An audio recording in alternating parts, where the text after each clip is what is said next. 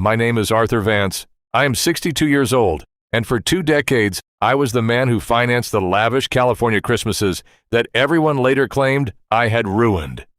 This year, however, everything changed. It all shattered on a crisp December evening when I overheard my son-in-law, Julian, talking to the neighbors on the patio of their Pacific Palisades home.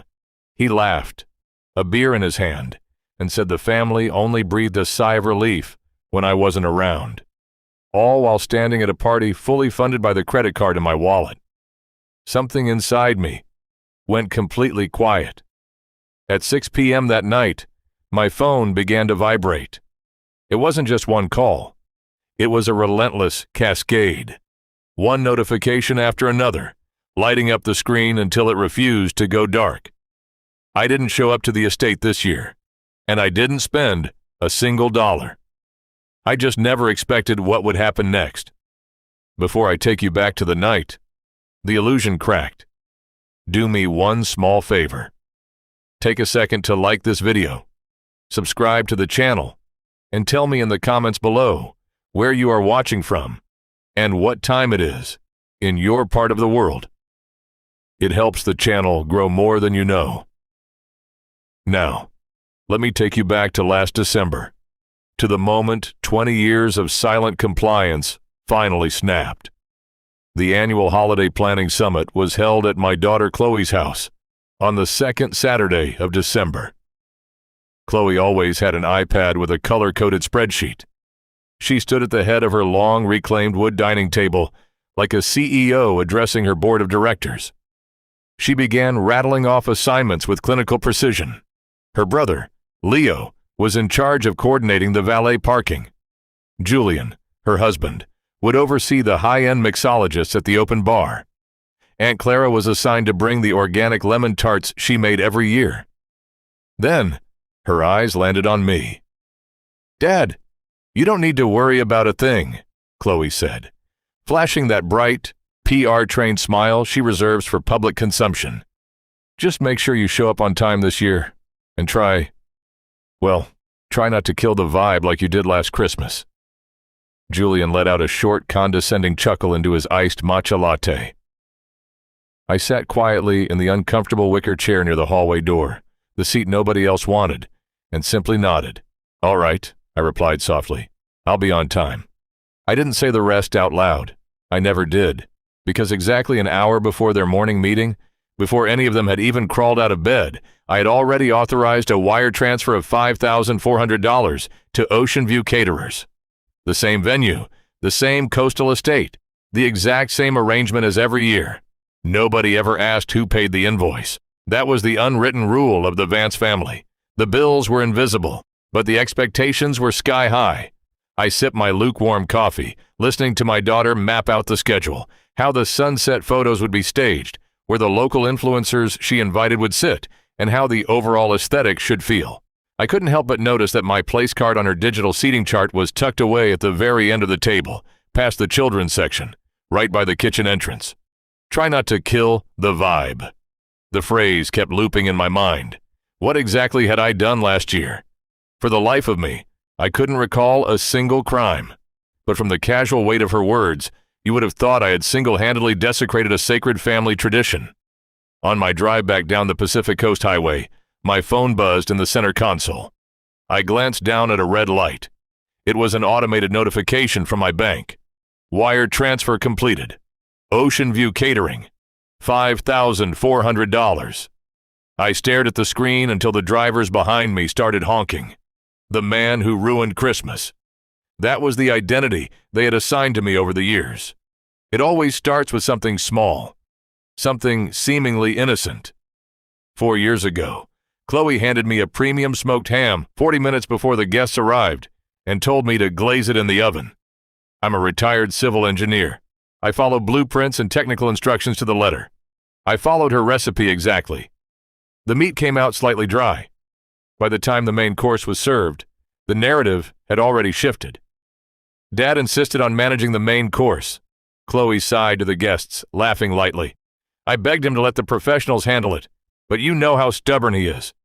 She hadn't begged me at all, but the table chuckled, and I stayed silent to keep the peace. 3 years ago, over dessert, I started sharing a story about my early days surveying land in the rugged canyons of Southern California. It was my life's work, a piece of history I was proud of. Julian deliberately checked his Apple Watch so everyone could see. Chloe gently patted my arm and whispered, "Okay, Dad, let's keep things moving so people can enjoy the music." By last year, the infraction didn't even need a name. A misplaced comment, a look that didn't fit their perfect holiday aesthetic. By the next morning, it was an established household fact. Arthur had made things incredibly awkward again. But here is the dark pattern that took me 2 decades to fully see. Every single time I supposedly spoiled an evening, my phone would ring the very next afternoon. The tone was always gentle, manipulative, and slightly apologetic.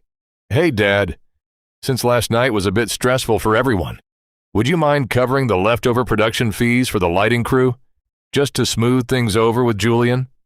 And I always did it, because in my mind, smoothing things over was the only way I knew how to feel necessary. I never connected the dots.